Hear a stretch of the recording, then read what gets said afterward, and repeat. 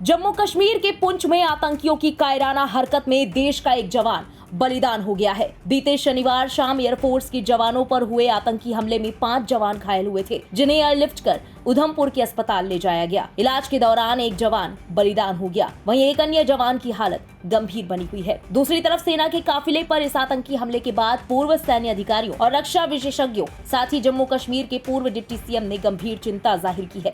आइए सुनते हैं उनका क्या कुछ कहना है। इस काम को अंजाम देने का मतलब क्या है? वो इसलिए अंजाम दे रहे हैं कि वो देखते हैं कि ये जो सिचुएशन है कश्मीर में, वो उनके बड़े उनके लिए अनुकूल है, उनके लिए बिल्कुल बनी बनाई सिचुएशन है, क्योंकि हमारी बहुत सारी सिक्योरिटी एजेंसीज हैं, उनके अंदर कमांड का जो कोऑर्डिनेशन है वो नहीं है। अभी देखिए, कॉन्वॉय जा रहा था, अब अटैक हुआ। अटैक एयरफोर्स का कॉन्वॉय जा रहा है, बॉर्डर के पास में है। इसका मतलब है कहीं ना कहीं आपकी इंटेलिजेंस फेलियर है। वो घात लगाए बैठे थे, और घात लगाए बैठने वाला जो है वो पहले आया होगा।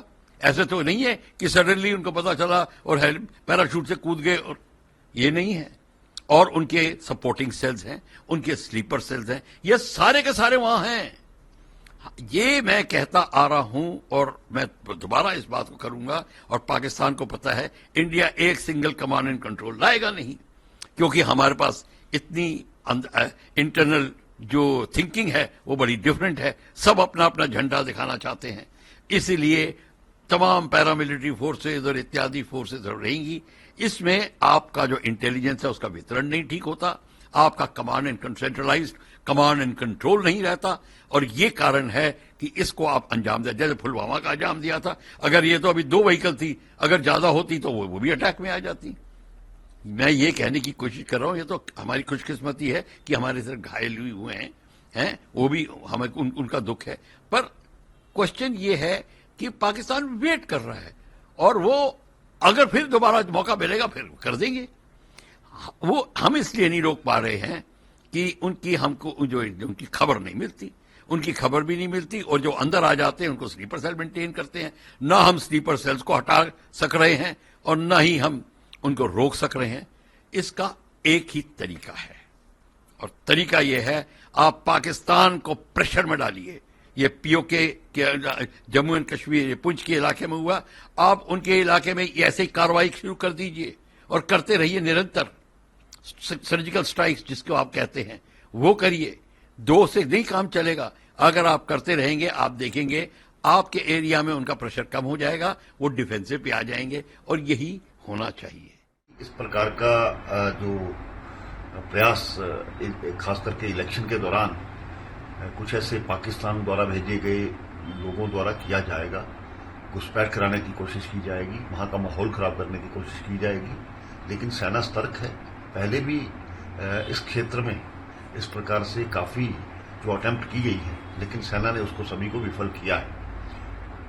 अभी पूरी जानकारी के बाद ही कुछ कहा जा सकता है, लेकिन सेना की घेरेबंदी जो हुई है उससे उन लोगों को जल्द पता लगा करके उनको न्यूट्रलाइज किया जाए।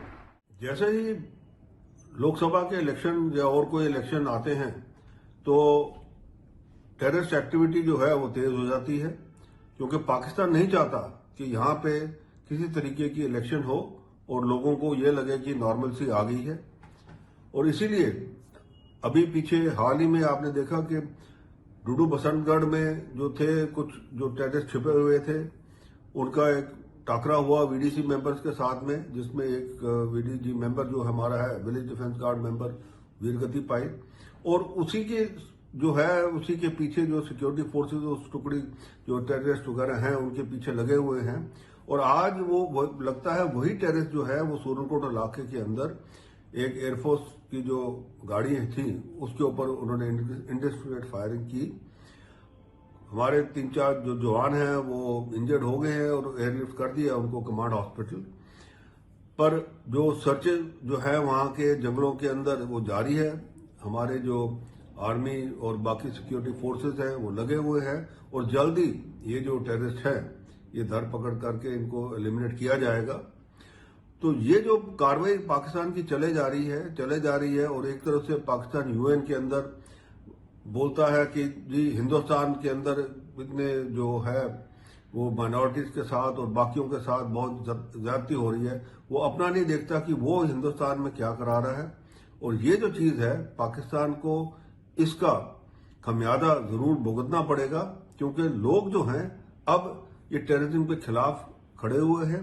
कश्मीर घाटी के अंदर तो ऑलरेडी खड़े हैं, और अब रजौरी पुंछ का जो इलाका है, जो बचा हुआ है, जहां ये टेररिस्ट क्योंकि उन घने जंगलों के अंदर जाके छुपे हुए हैं, उनको भी मारने का, उनको धर पकड़ करने का कार्रवाई चल रही है।